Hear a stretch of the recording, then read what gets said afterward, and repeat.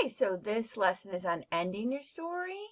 We are retelling a myth, and I threw in a picture here of the 9 muses. Of course, the muses are inspire artists, so hopefully you're inspired to write the end of your story. Okay, so one method, of course, is a cliffhanger, right? You can write a cliffhanger, and if you are reaching your page limit on this and you didn't get the whole myth retold, that is totally okay.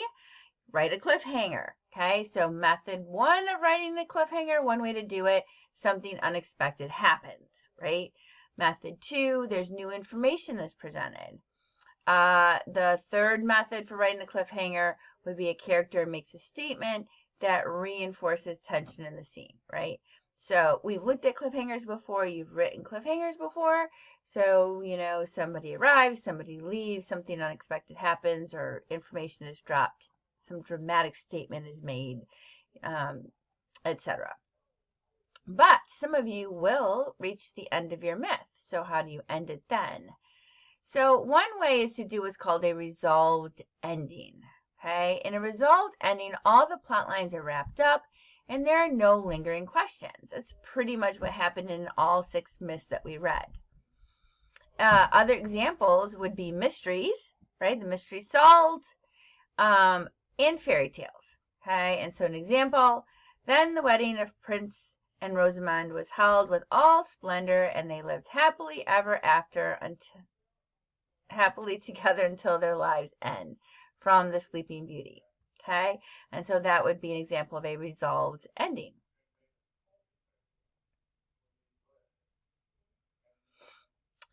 The next way, though, is almost the opposite. It's an implied ending. Okay, so in an implied ending, information about the characters is actually held back. The author doesn't wrap everything up, so the reader has to decide for himself or for herself what happens, right? And one of the more dramatic examples of this is from Gone with the Wind. So the ending of Gone with the Wind reads, with the spirit of her people who would not know defeat, even when it stared them in the face, she raised her chin. She could get Rhett back. She knew she could. There had never been a man she couldn't get when she set her mind upon him. I'll think about it tomorrow at Tara. I can stand it until then. Tomorrow I'll think of some way to get him back. After all, tomorrow is another day. And that is literally the last line of Gone with the Wind. And so the book. It also is the last line of the movie, but this is specifically from the book.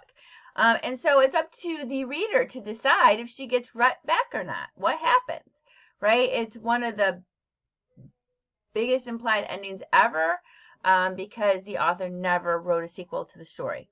Okay, and so while some people find these unsatisfying, it can be rather dramatic.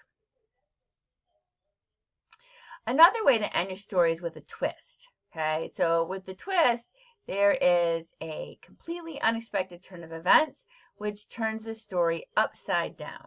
Okay, so a character may come back from the dead. A hero may turn out to be a villain, or vice versa. The villain who you think is the villain turns out to be a hero.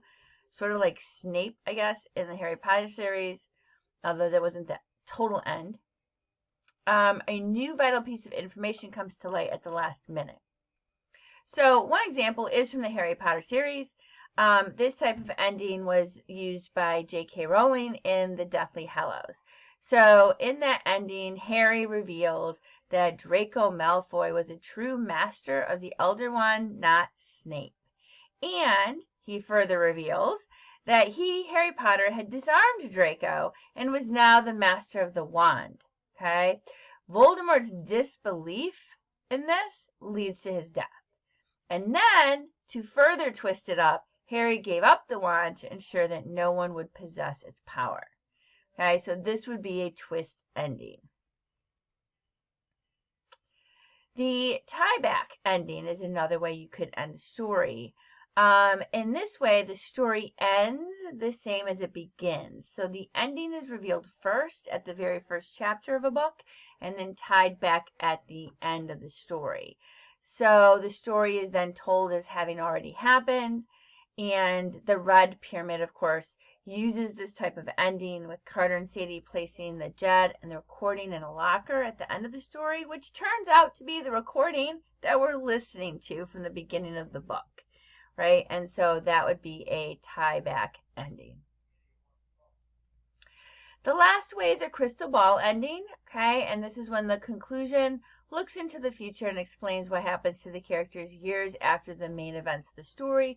The most common way of doing this is this type of ending is with an epilogue, such as the epilogue in the Deathly Hallows. So the ending to the main story, of course, is the twist ending, but then she did write an epilogue, which would be a crystal ball type of ending called 19 Years Later, where we find out what happened to all the characters in the future. So you can pick one of these ways. I wouldn't get too tied in early on into one way, because it will depend on whether or not you finish retelling your myth within the page limit, whether you need a cliffhanger or one of the other types of endings.